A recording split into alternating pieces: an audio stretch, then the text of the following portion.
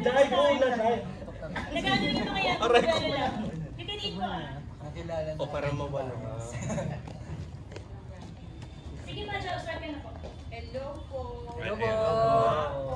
Matagal lang ba kayo magkakasama? Sin high school classmates or barkada lang? Or talagang dito kayo nagkakilala? Actually, never po kami nagkita sa buong buhay na. Nakita na tayo. Sa TikTok. Sa TikTok. Ayun po, tapos nabuo po kami as strangers. What? Strangers. Lahat po kami parang trainees po from different backgrounds. Pero actually, kababata ko siya. Bali, ang naging unang trainee po talaga si Vince. Ako? Siya po yung unang pumasok po as trainee. Then sumunod ako. Actually po hindi pa ito yung like final group po eh. May na-complete na talagang 5 na nakasama kami doon na Enzo, ni Vince. Nalilito rin na.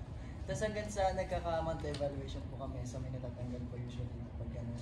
Then hanggang sa natira po kami dalawa ni Enzo. Actually, na matagal kami nag-training na dalawa lang kami. Like siguro almost nawala ng hope, nawala ng spark. Mga 2 months kami nag-training ni Vince. Tapos parang naisip namin na matutuloy ba to, ganyan. So hanggang sa tamagal-tagal, pumasok po ang aming leader na si C13. Then sumunod po si Sam and sumunod po si Franz. Actually nung 4 po kami, nung problema kami noon. Kasi ako, po kami, kumbaga kulang po kami sa vocal po. Parang mas naghahanap pa po kami ng medyo strong pagdating sa pagkanta po. Hanggang sa pumasok po si Franz. Yes! And we are Visha! Pero prior showbiz, ano mo na yung mga ginagawa ninyo bago kayo na-discover? Ano po si Patrick po, marami na po siyang mga TVC before. Yes po. Pwede mo sabihin. Ayun, so marami po siyang TVC. Yun yung Since, child star po kasi. Uy bro! Kung pwede lang din. Nung elementary, high school. High school po ako nag-start ng mga TVC, mga VTR, and mga... Yun po yung pinagkakabalan ko. Tsaka mga school po. Mga school? Opo, kasi po Principal ka. yan po. Tapos, paano ka na-discover?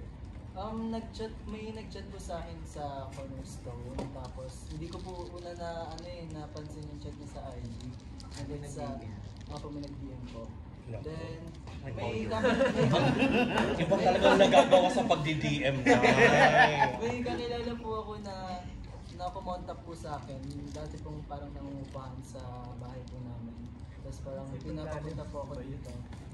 Then sabi ko present daw ako ganyan. So, noong una po nga ayoko pa eh. Kasi parang nawalan ako na hope.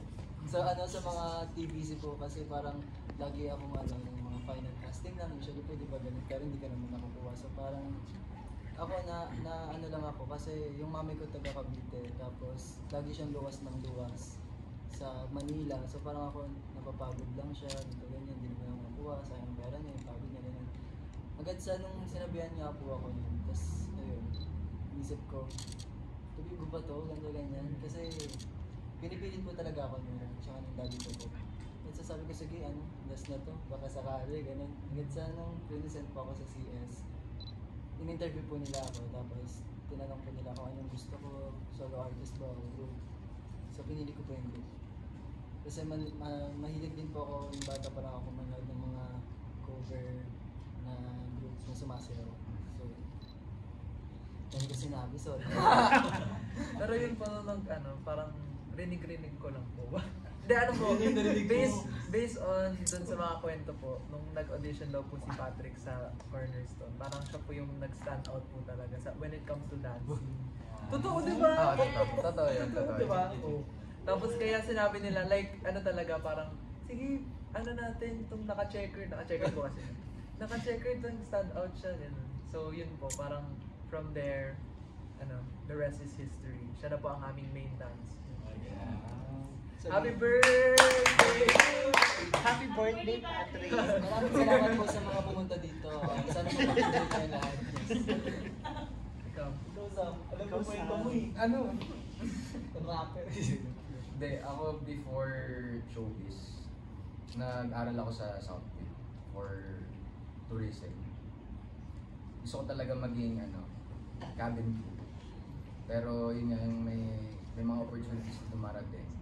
Hindi ko na-imagine yung sarili ko na mapupunta ako sa group tsaka sa kinatatayuan mo ngayon kasi parang may mindset ako na tuloy-tuloy lang yung kumbaga kung ano yung iharap sa akin ni Lord.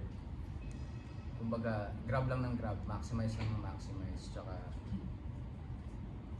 yun, sobrang thankful ko na nabigyan ako ng opportunity na mapunta dito sa Cornerstone. Kasi dito ko lang din na-realize na yung dating hindi ko na-realize kasi galing din ako sa group before, hindi yun nag-work out. Pero bumalik ako sa group para siguro to realize brotherhood ng in a deeper meaning. Kasi simula nung nakilala ko sila, na-house kami for the first time na hiwalay kami sa family. Parang doon ko na-realize na yung mga taong to, yung pinagdadasal ko matagal na. Kaya sobrang thankful ako sa kanila. Kinilig ako din. Yeah. Dati po din si Sam is nag-star na rin po siya sa mga TV shows like Starla, ganyan. Ay! Yes po. Umaacting po si Sam. Ano siya? The legendary. Ano ka daw to? Ikaw yung Chinese. Yun na doon. Parang ano lang siya, extra role lang siya. Parang may scene lang na yung babae, you wish niya na mapansin ko siya, gano'n. Tapos, yun lang. After that, wala. Pero nag-workshop pa talaga sa interview. Nag-workshop ako before sa, kung pwede ko sabihin, Star Magic. Nag-workshop ako doon. Doon ako actually na-discover na co-manager ko ngayon na si Christian Crispin. Since na bumuo siya ng group. Tapos, yun, from there, tuloy-tuloy na siya. Nag-acting, VTR, head of vision. Palakpakan po natin. So, gusto ko yung binabalik mo sa akin. Gwapo ni Sam. Ay.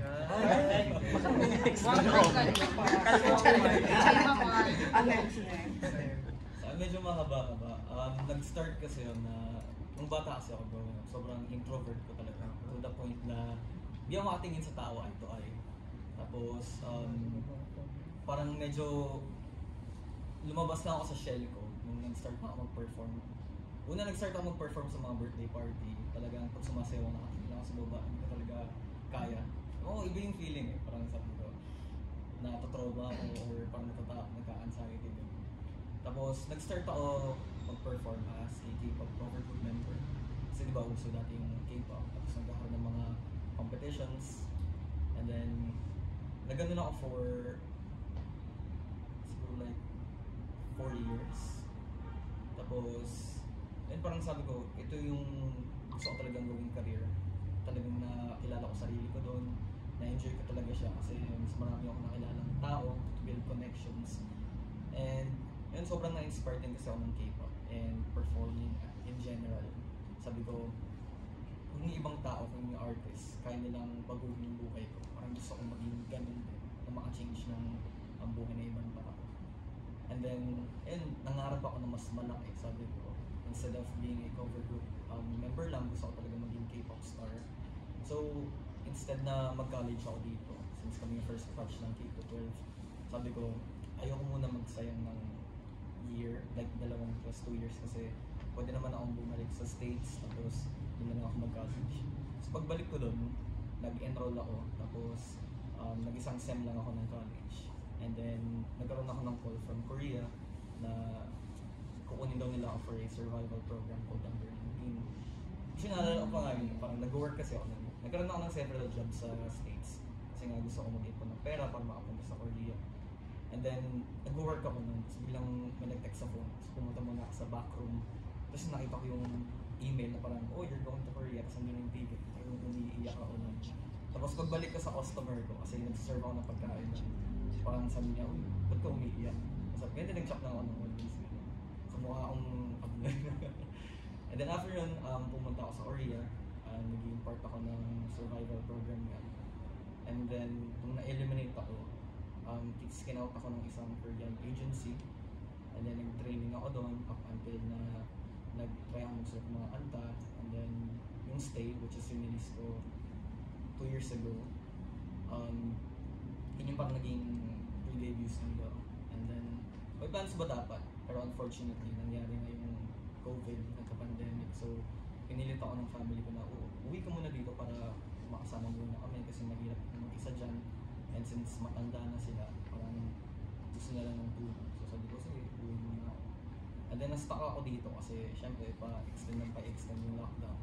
Hanggat sa nag-work ako as a call center agent, and then nag-host din ako sa Shopee, and then naggagawa rin ako ng mga TVC. So sabi ko parang, parang sunod-sunod yung opportunity.